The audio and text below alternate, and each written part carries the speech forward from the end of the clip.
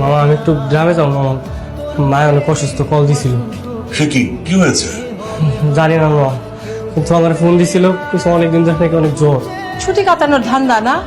এই তুই গ্রামে গিয়ে কি করবি? হ্যাঁ, তুই কি ডাক্তার যে গিয়ে তোর মার চিকিৎসা করবি? আমি আবার একটু গ্রামে যাইতে হইব। বাসায় এত এত কাজ, তুই সেদিন মাত্র কাজে নামলি আর এখনই যাওয়ার সুখ তুলতেছিস। তা যাক না মা, সমস্যা কোথায়?